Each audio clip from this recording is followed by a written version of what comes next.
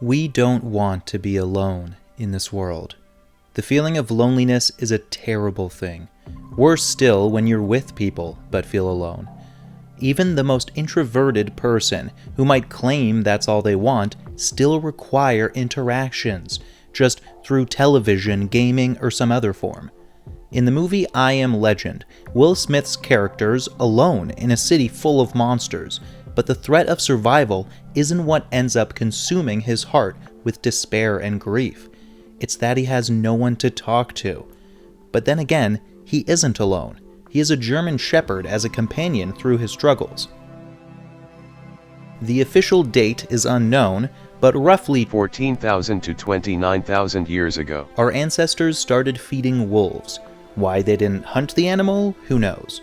Our ability to anthropomorphize and empathize with creatures unlike us must have had a hand in the slow evolution of our connection with them. These wolves at the same time went through a change. While their usual way through life was to stay with their pack and hunt or flee, something happened when encountering humans. It could have been the weakest of the packs that were abandoned, that tried approaching us first, or something more complicated. But the wolves' pack mentality led to their homogeneous growth within humans' family unit. We fed them, and they began guarding us. It was a beautiful thing. Meanwhile, cats came into our lives a bit differently. We didn't feed cats in the beginning. They wandered into our burgeoning new cities like raccoons and found a niche within the ecosystem. Our food storages attracted rats and insects, and cats happened to feed on them, so we lived side by side in harmony. These practical uses of animals that we would later call pets weren't the only thing going on in our relationship with them, though. There was something else happening. We humans are complicated creatures. We have a diverse psychology that requires care on several fronts. Cats, and later evolved dogs, were simpler. We fed them, and they appreciated us. More so, we came to love each other. Dogs are famous for not moving on from an owner that has died, genuinely grieving them for the rest of their days. And while these two separate species are complex in their own ways, they're never disappointed in you like a person can be, and they don't hold grudges, except for some cats. So if a child was feeling lonely or bullied by their peers, they found comfort in knowing that they could cuddle with their pet and feel loved, with no need to explain or prove themselves to the animal. Animal companionship, or pets, grew into the very fabric of human experience to where the notion has embedded in us as a fundamental part of who we are. But pets didn't stop at just cats and dogs. We, as a collective, found that many animals, mammals, and all other forms of creatures had the capacity for companionship too. Across the world, humans began housing hamsters, snakes, parrots, goldfish, and all other forms, including insects. People actually intentionally house insects for their own enjoyment, something you couldn't pay me to do, but all the power to those who like them.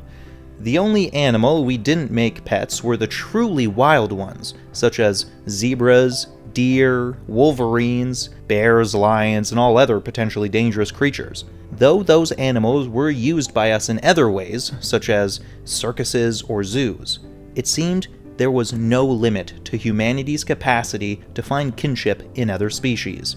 But with that came the question of whether that was what was best for the animal we were housing. A question rarely asked until recently. What is best for the animal? With dogs and cats, they have been in our care for so long that a codependence has been formed, excluding outdoor cats.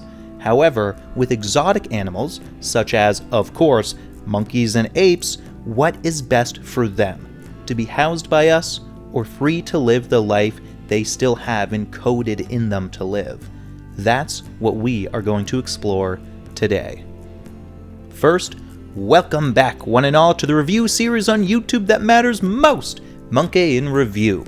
Whether the weather be weathered for furry friends across our genetic branches or not, we'll be here to review the best and brightest among us. Today's subject for your consideration is monkeys as pets.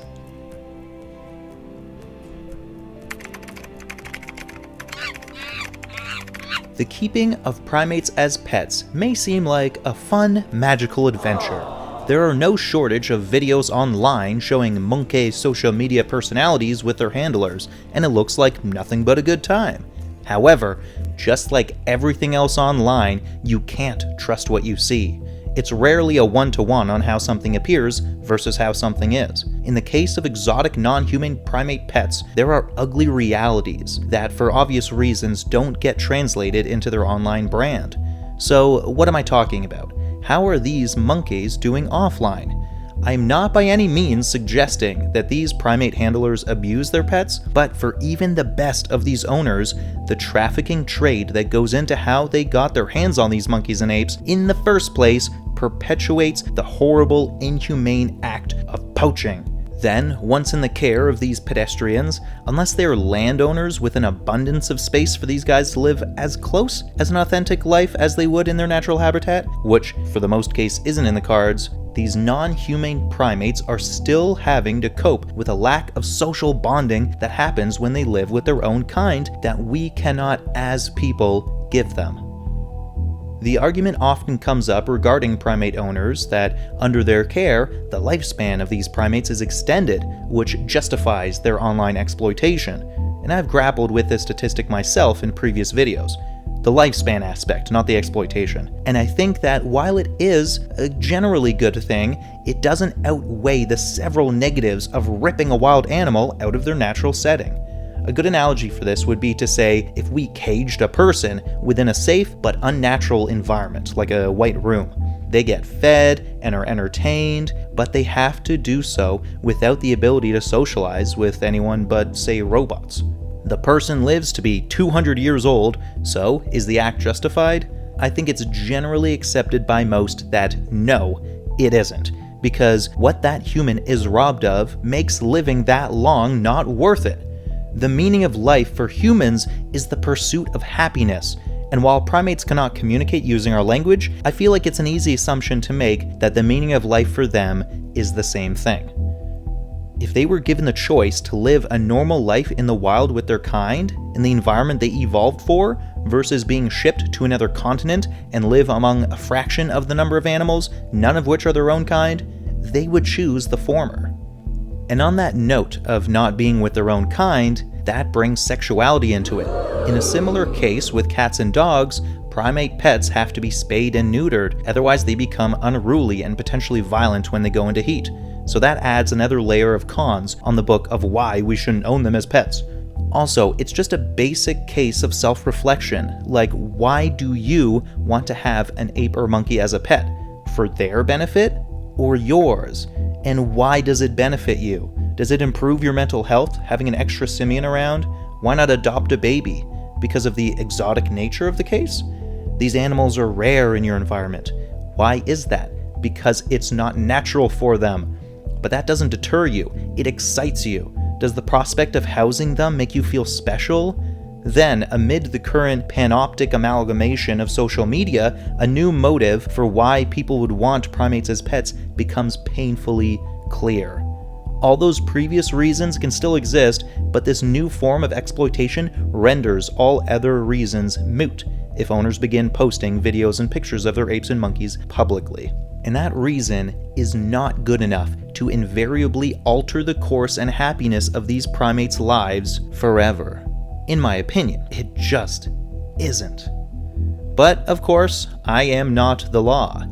If I had unlimited money and decided to take all online profile housing non-human primates to court, it would be under civil lawsuit and I would lose. Because there are no hardened laws against the ownership of exotic animals so long as you got all the right permits, and any account of mistreatment aside from abuse would only come in the form of squeaks and coos from the primates.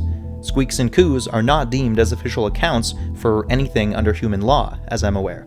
Plus, much like propaganda-fueled authoritarian-ruled police states, the victims of mistreatment often don't know that there are alternatives to the lives that they're living, and would not have any complaints to speak of unless shown alternative ways to live. An ape or monkey loving their owner is not a sign that they are better off with that owner than in the wild. That love comes from a place of dependency, and honestly, Stockholm Syndrome, but that's kind of the case for all pets, so what point would I be making in the first place? Ultimately, the best we can do as a society is grow in our understanding of animal treatment and bring into power new policies that aid in preserving general well-being for all wild animals at large. We don't, I repeat, do not have a God-given right to dominate all other animals on this earth. We have an intrinsic moral duty to coexist with them to the best of our ability. I believe that at the bottom of my heart. Other animals aren't our playthings. I believe a majority of people are good at their core, and those people can stray from good due to morphed worldviews given to them by others. And because of that, I feel compelled to say, if you think stepping on a caterpillar is wrong, hold on to that feeling. Don't let others make you think that you're being a baby or that growing up is disregarding the lives of other animals, because that's not true. I'm saying this as someone who fervently kills insects I find in my home, but I do it out of fear, not moral righteousness. Certain peeps, like ladybugs, potato bugs, caterpillars, and moths, my fear doesn't win there. I scoop them up and release them back outside. I don't care if it makes me look weak or stupid for caring of a life so small. Though, I gotta confess, recently I was pressured into killing a ladybug due to short time and peer influence, and I still think about that. It wasn't right. Listen, I can already hear a bunch of you calling me a smooth brain and living in a fantasy world, but I'm not saying the world isn't full of compromises to our morals. I'm just saying we need to have these morals to compromise in the first place, and to only compromise when we need to, instead of when we're just bored. The world isn't perfect, and at times we will find ourselves needing to make tough decisions, but going through a several-step process in acquiring and buying a wild monkey or ape, then going step by step in neutering it, house training it, and generally forcing it to adapt to a life that you have molded for it, is just on its face wrong. More people need to be able to see that, because next to no self-reflection appears to be happening. Now, with my major swings, hooks, jabs, and cuts swung, I'm gonna drop my opinion gloves and take a more objective look into the subject of monkeys as pets. It's time we journey down memory lane and check out a couple notable monkey pets recorded throughout popular culture. We may just see how people have been influenced into getting primate pets of their own. So, for our first foray, I want to share a seemingly innocuous example in Bubbles, Michael Jackson's pet chimp.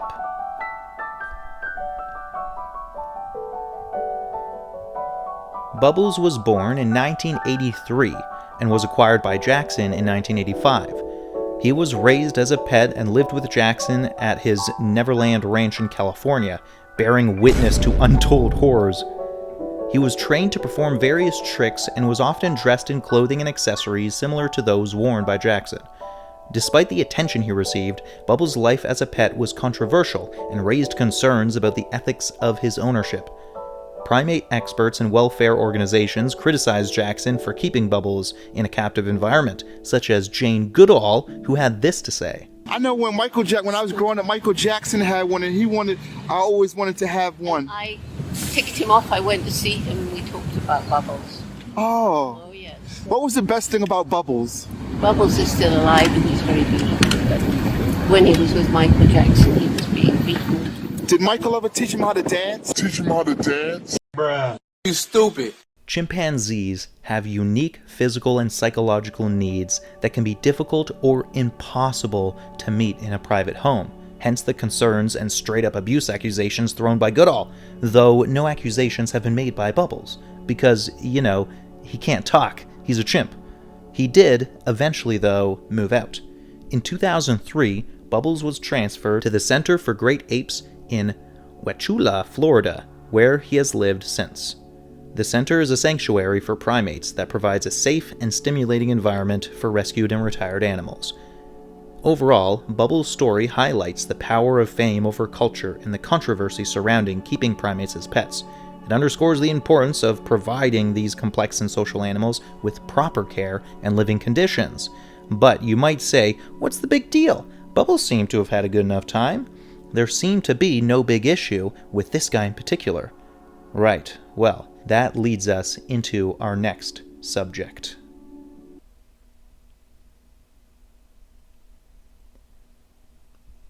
You knew this was coming. You must have known. How could I not cover this horrible story? I remember being at my friend's house after school when the Oprah interview happened. We were going to play Modern Warfare 2, but got distracted by what the TV was currently playing. When a woman with a veil was introduced to Oprah's audience, it was weird, because normally it's celebrities that come on stage, so what was this? And the story began. I'll never forget it. Now it's time I tell you. Travis was born to Susie and Coco, who were imported from Africa to the US sometime in the 1970s. He was born near Festus, Missouri on October 21, 1995, at Mike and Connie Braun Casey's compound, currently named the Missouri Chimpanzee Sanctuary.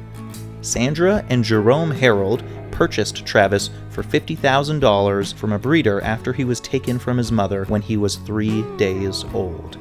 They named the chimpanzee after Sandra's favorite singer, Travis Tritt. The Harolds raised Travis at their home at Rock Rimmond Road in the North Stamford section of Stamford, Connecticut. Meanwhile, in a separate incident, Susie, Travis's mother, attempted to escape her compound in 2001. Was she seeking her son that was taken from her? We'll never know, because during her escape, she was fatally shot. Back in Connecticut, Travis was the Harolds' constant companion and would often accompany them to work and on their shopping excursions in town. The Harolds owned a towing company, and Travis would pose for photos at the top and ride with the tow truck. Travis became well known in the town and has been known to greet police officers they would encounter when towing cars. Having grown up among people, Travis had been socialized to humans since birth. A neighbor said he used to play around and wrestle with Travis. The neighbor added that the animal always knew when to stop and paid close attention to his owner. Quote, "He listened better than my nephews," the neighbor remarked after Travis had mauled Nash. "I just don't know why he would do that." The Harolds had an only child, a daughter, but she died in a car accident in 2000. So, as a result, the Harolds regarded Travis almost as a surrogate son and pampered him. In 2004, Jerome Harold died from cancer. This loss drove Sandra to sleep and bathe with Travis, saying after his death, quote, "I'm like hollow now. He slept with me every night. Until you've eaten with a chimp and bathed with a chimp, you don't know a chimp." In October 2003, Travis escaped from the Harolds' car and held up traffic at a busy intersection. He was on the loose for several hours. The incident began after a pedestrian threw an empty soda bottle at the car that went through a partially open window and struck Travis while they were stopped at a traffic light. Startled, Travis unbuckled his seatbelt, opened the car door, and chased the man, but did not catch him. When police arrived, they lured the chimpanzee into the car several times, only to have Travis let himself out through the other side of the door and occasionally chase the officers around the car. The 2003 incident led to the passing of a Connecticut law prohibiting people from keeping primates weighing more than 50 pounds as pets, and requiring owners of exotic pets to apply for permits. The new law took effect in 2009, and as of Travis's death in the same year, no one in the state had applied to adopt a chimpanzee. The Connecticut Department of Environmental Protection, or DEP, did not enforce the law on the Harolds because, though Travis weighed 200 pounds, they had owned him for so long, and the DEP did not believe Travis posed a public safety risk.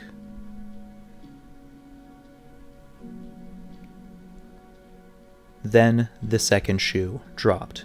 On February 16, 2009, at around 3:40 p.m., Travis attacked Sandra Harold's then 55-year-old friend, Charla Nash, inflicting devastating injuries to her face and limbs. Travis had left the house with Sandra Harold's car keys, and Nash came to help get the chimp back in the house. Upon seeing Nash holding a Tickle Me Elmo, one of his favorite toys, Travis flew into a rage and attacked her. Sandra attempted to wrestle the chimpanzee off of her friend, and then she ran and got a very large shovel and struck Travis about the head several times. The blows had little or no effect on the attack, which continued. Sandra stabbed Travis several times in the upper back. And with that, Travis turned around and looked at her in a questioning, kind of menacing type of way. And Sandra felt actually frightened by the look that Travis had given her. Stand for 911, where's your emergency? Send the police! What's the problem there? The chimp killed my friend! We heard this call come in over the radio, and when we first heard it come in, we couldn't believe that this was taking place. We almost thought it was maybe a prank. Who's killing your friend? My chimpanzee! Oh, your chimpanzee is killing your friend. He ripped her apart, hurry up! We continued to listen on the radio, and then it sounded very serious. And what is the monkey doing? Tell me what the monkey's doing. He ripped her face off! Is the monkey still by your friend, or can you get close to your friend? He's eating her! Just breathe, okay? I'm going to stay with you on the phone until they get there. Listen to me, please hurry. Please hurry. Oh my God. Shoot him! Sandra, stay in your car. Shoot him! Sandra, I need you to stay in your car. The arriving emergency personnel had spotted Charla, and she appeared to be in grave condition. There was a tremendous amount of blood. Hey, listen, we got to get this guy out of here. He's got no face. Travis suddenly emerged, ran towards a police car, and pulled open the door. It was a very scary sort of situation because the chimpanzee's mouth and upper area of his body was coated with blood from the attack on Charla. And the officer was left with no alternative at that point but to pull his sidearm and in a movement like this, and he shot the chimpanzee numerous times rapidly at a very, very close distance.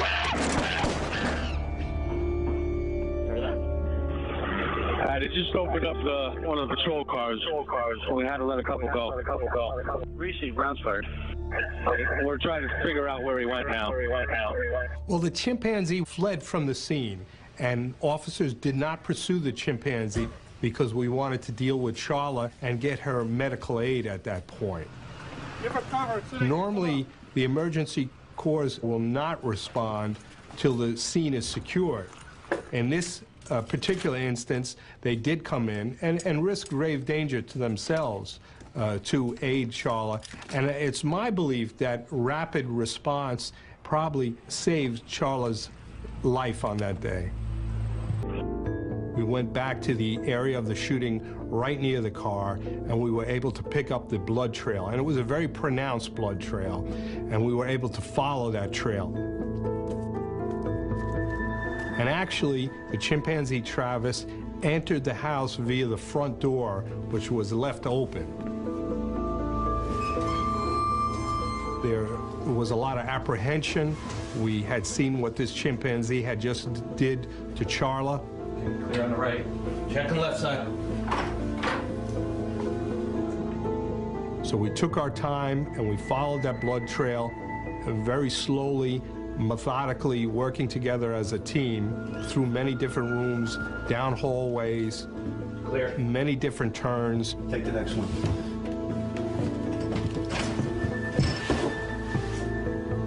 The guys on the perimeter, there's about a half a dozen deer running through the woods. It's over here. And we eventually found Travis in the rear of the house where he would sleep. Ultimately, Travis would return to the place he felt most comfortable, to die at home.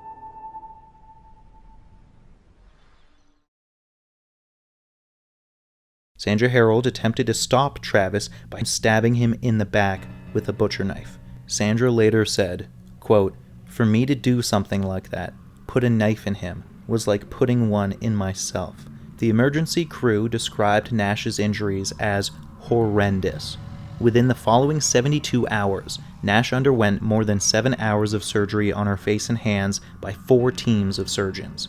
The hospital provided counseling to its staff members who initially treated her because of the extraordinary nature of Nash's wounds. Doctors reattached her jaw, but announced on April 7, 2009, that Nash would be blind for life. Her injuries made her a possible candidate for an experimental face transplant surgery. Her family started a trust fund to raise money to pay her unfathomable medical bills and support her daughter. Nash revealed her damaged face to the public for the first time on The Oprah Winfrey Show on November 11, 2009. I'd like to put across to people's minds that these exotic animals are very dangerous, and they shouldn't be around. There's a place for them that it's not in residential areas, that's for sure. She was not at the time in physical pain from the attack, and family members said she hoped to leave the Cleveland Clinic soon. In accordance with standard procedure, Travis's head was taken to a state laboratory for a rabies test, and the body was taken to the University of Connecticut for necropsy. The head tested negative for rabies, but there was Xanax remaining in his system. Toxicology reports confirmed Sandra's statement that she had given Travis Xanax-laced tea the day of the attack, which could have exacerbated his aggression. Xanax is a short-acting, potent anti-anxiety drug that can cause disinhibition and disorientation, and occasionally paradoxical reactions of hallucination, aggression, rage, and mania in humans. Shortly after the attack, a woman who had lived in the same area as Harold came forward with information that in 1996, the chimpanzee had bitten her hand and tried to pull her into a vehicle as she greeted him. She claimed to have complained to the Harolds and to police, who stated they had no record of any such complaint. Afterward, PETA members allegedly harassed Harold, although the organization stated that it did not have any official involvement. On May 24, 2010, 15 months after the attack, Sandra Harold died suddenly of a ruptured aortic aneurysm at the age of 72. Her attorney released the following statement, quote, Mrs. Harold had suffered a series of heartbreaking losses over the last several years, beginning with the death of her first and only daughter who was killed in a car accident, then her husband, then her beloved chimp, Travis, as well as the tragic maiming of her friend and employee, Charla Nash. In the end, her heart, which had been broken so many times before, could take no more. So, Travis's attack, similar to another chimpanzee attack 4 years earlier in California, provoked discussion about the logic of keeping such exotic animals as pets by sources such as Time magazine and primatologist Jane Goodall and Franz de Waal. The previous attack happened due to negligence. NASCAR driver St. James Davis and his wife LaDonna Davis had a pet chimpanzee named Mo, whom they had treated as if he were a human child. After Mo bit several people, the city of West Covina, California, seized the primate and placed him in an animal sanctuary near Bakersfield, California. The Davises waged a long, unsuccessful legal battle to recover Mo. On March 3, 2005, while at the sanctuary on one of their frequent visits with Mo, St. James and Delana Davis were attacked by two young male chimpanzees, Buddy and Ollie, who had escaped their enclosures. LaDonna Davis lost her thumb, and St. James Davis was brutally mauled, resulting in permanent disfigurement and missing extremities. Connecticut Attorney General Richard Blumenthal noted that a defect in the existing 2004 Connecticut law prohibiting chimpanzees of Travis's size, itself a result of the 2003 incident, allowed the attack to occur. The Connecticut DEP spokesperson clarified that Travis was exempt because he did not appear to be a present public health risk, as stated before. However, Blumenthal subsequently sent letters to legislative leaders and DEP commissioner asking them to support a proposed law that would ban all potentially dangerous exotic animals, such as chimpanzees, crocodiles, and venomous snakes, from being kept in a residential setting in Connecticut. The DEP was seeking a similar law banning large primates and, after the incident, announced that it sought the help of the public, police officers, and animal control officers to report such pets to the agency. The editorial board of the Advocate newspaper in Stamford also supported banning the possession of all exotic birds and reptiles. U.S. Representative Earl Blumenauer of Oregon introduced the Captive Primate Safety Act introduced in January 6, 2009, which would have added monkeys, great apes, and lemurs to the list of prohibited wildlife species that cannot be sold or purchased through interstate and foreign sales. The attack led the Humane Society of the United States to join with the Wildlife Conservative Society in supporting the act. Travis's attack resulted in the bill's reintroduction by co-sponsor Representative Mark Kirk on February 23, 2009. Representative Rob Bishop argued against the bill during the floor debate, noting it would cost $4 million annually and do nothing directly to prevent chimpanzee attacks on humans. The guy's an idiot. You stupid. He also claimed such attacks are relatively rare. Oh, okay, so we should just do nothing about it, according to him. The House voted 323 to 95 in favor of the bill. However, the bill was never taken up by the U.S. Senate. Frank Chifari, the police officer who fatally shot Travis, was initially unable to get his therapy for depression and anxiety covered after the incident. This led to legislation proposed in 2010 that would cover a police officer's compensation for mental or emotional impairment after using justifiable deadly force to kill an animal. Finally, it's worth noting that an attack similar to the incident is depicted in the 2022 film Nope, in which an animal actor chimp is startled on set and attacks its human co-stars. The young woman mauled by the chimp in the film is shown years later to wear a mesh covering over her face similar to the one worn by Nash. It shows the kind of influence such tragedies hold. Something like what happened never should have, and it was completely avoidable. All that was required was inaction.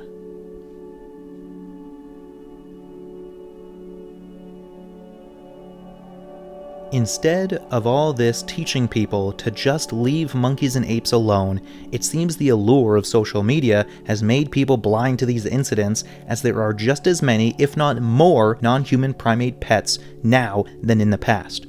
I've said this before and I'll say it again. Ownership of our genetic cousins is a controversial issue, and for good reason. While some people view primates as affectionate and intelligent companions, it is unethical to keep these complex and social animals in captive environments such as private homes. They're highly social animals that live in large groups in the wild and need plenty of physical and mental stimulation to maintain their health and well-being. Primates carry diseases that can be transmitted to humans, and some species can be aggressive or become dangerous when they reach maturity. Additionally, the keeping of primates as pets often involve the removal of animals from the wild, which can have negative impacts on wild populations. This trade in primates is also associated with widespread cruelty and exploitation, as animals are often captured and transported in inhumane conditions. With the recent app TikTok being the hottest place to view anything and everything, it has been shown to sway a massive influence over its viewers. Granted, this used to be Facebook's thing, to start stupid and dangerous trends, where now it's just used to spread dangerous misinformation. TikTok is now the king for making people do things, and also spread misinformation. In recent years, videos and images featuring primates have become popular, showing pet primates performing tricks or engaging in human-like behavior, while others feature wild primates in their natural habitats. Those videos are perfectly fine, and what should be the bulk of said videos, but they're not. Despite the popularity of these videos, many animal welfare organizations and experts warn that they can be misleading and can contribute to the exploitation of primates. For example, videos of pet primates may give the impression that it is acceptable to keep these animals as pets. Many of these videos are often staged or edited in ways that can distort the animal's natural behavior or create unrealistic expectations about what these animals are capable of. As a result, people who view these videos can be misled about the true nature of primates and their complex needs and behaviors. You know what I'm saying?